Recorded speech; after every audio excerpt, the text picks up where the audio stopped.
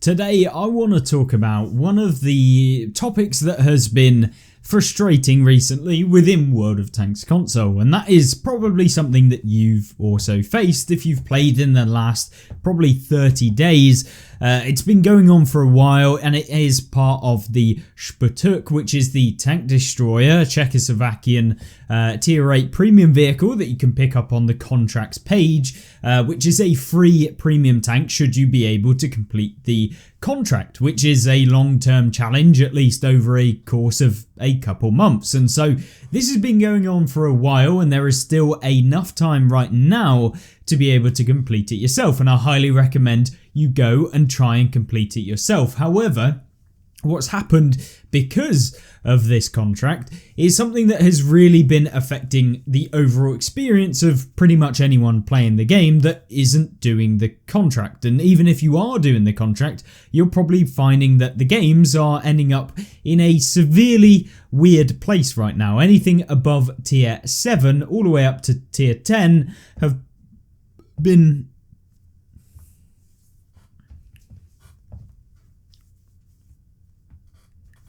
been severely affected. This is where we look at essentially the contract problem that is within World of Tanks console right now, and albeit there is a wide variety of reasons why there is a big problem with contracts, we're going to be discussing the key point, which is that you're required for this operation for the Sputnik, which, as I say, you should go and try and get because the tank is really fun and cool and a good vehicle, but at the end of the day, it's requiring you to play tank destroyers for the ultimate stages, so stages higher as you go through. You've got, I believe it's 8 stages in total, and as you get to the higher totals, you are required to play only tank destroyers, which has caused this very imbalanced teams, and you're probably seeing it in the couple of games that we've got on in the background of this video, because I wanted to show you what it's like when you're playing up against, 20 of the tanks out of the 30 in the game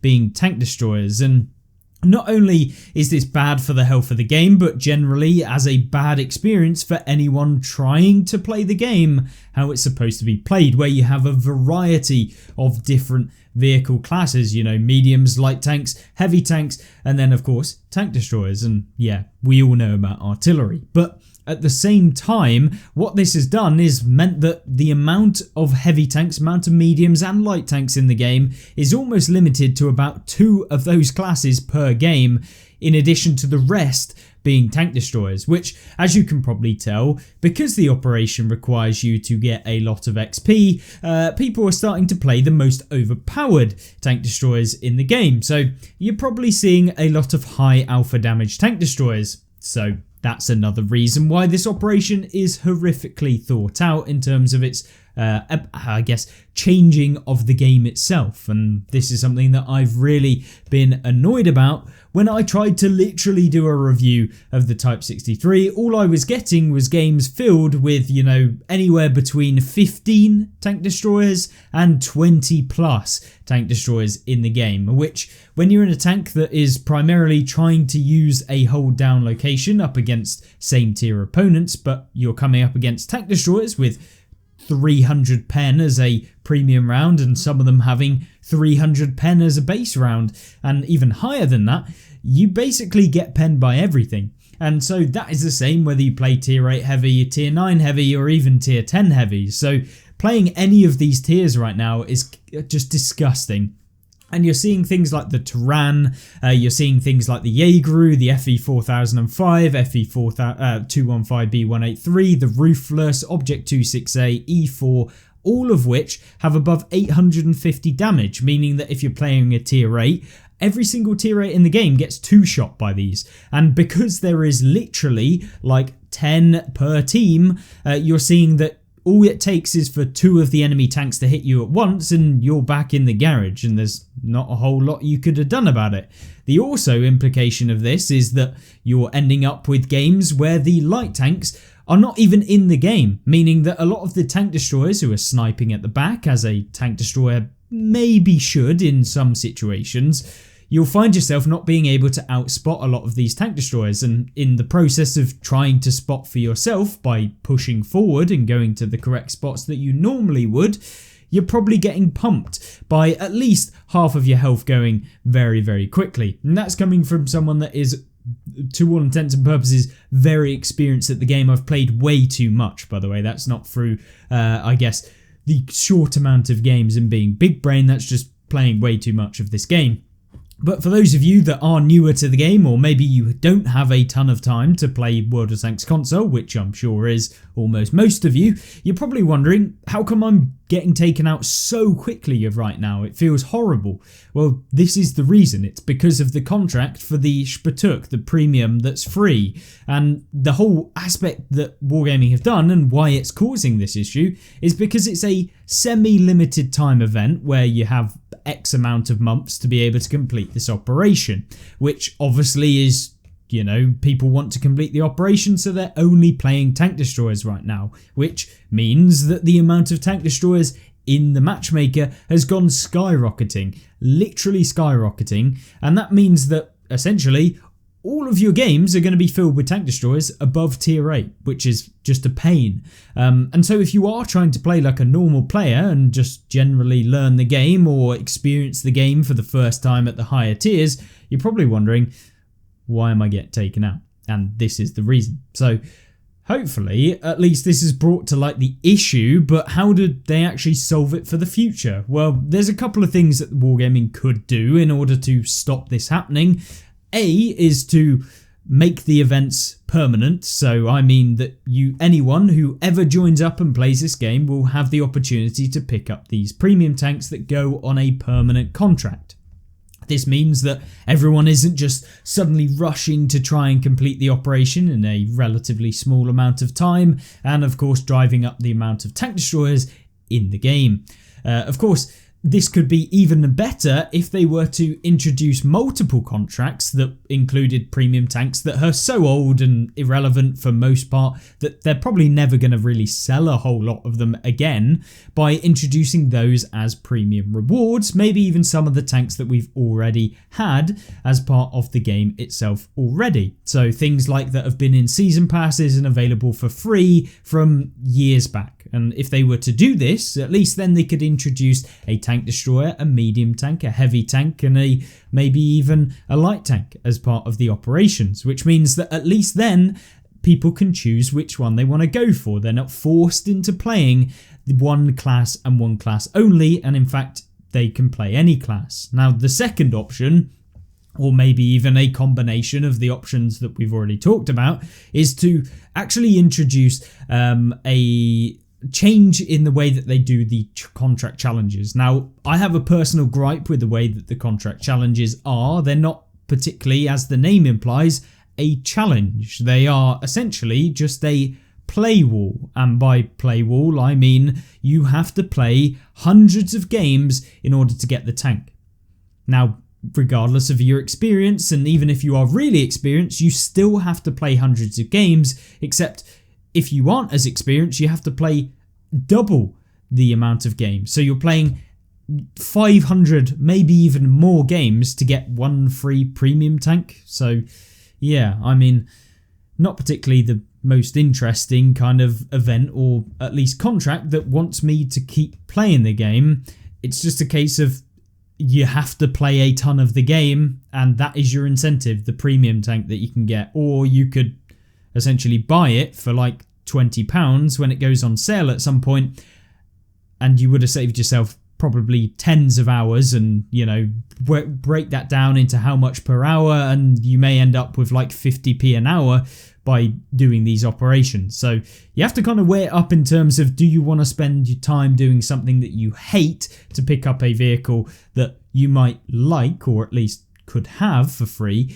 And yeah, a lot of people probably aren't going to enjoy the Spatuk when it comes into the game, because it does take a lot of experience, and although it is a brilliant tank when you know how to use it, it's not exceptional. It's nothing that new players or less experienced players are going to particularly have a huge amount of fun. It has no armor, the gun depression isn't amazing, and although the DPM is absolutely incredible, it really relies on you being in the right positions to make it work. And because the alpha is so low, it also requires you to be in the right position. So if you aren't used to playing the game or have experience with loads of different maps and consistently doing really well in vehicles like medium tanks, playing this tank is not going to be that great for you. And so my idea would be to completely remove the requirement to actually play tank destroyers at all. This is a really bad problem for the matchmaker and the general health of the game in the long term, because if this sort of operation keeps going on, you end up with players just getting frustrated, and that's me included. I have literally resorted to playing lower tiers because I cannot stand the fact that I'm playing up against 20 tank destroyers, or playing with 10 tank destroyers on my team, 10 tank destroyers on the enemy team, and essentially you can't do anything. You have to play very, very passively, otherwise you're taken out very quickly. And yeah, that's no fun when you're trying to actually do something and have a bit of fun. So yeah, one of the problems that I've definitely found. And so removing the whole requirement to have a tank destroyer and replacing it with something that might be a little more unique or novel, or maybe even something that would be, you know, multiple conditions. Either, for example, you could have set someone on fire 10 times. Right, okay, that's cool. That's a little bit of an RNG element, you know. It's always cool if you could complete that aspect of the operation first. You could have, or get X amount of XP, so play X amount of games, and maybe if you're really good you'll complete it quicker. Maybe if you're less experienced you won't complete it as quick.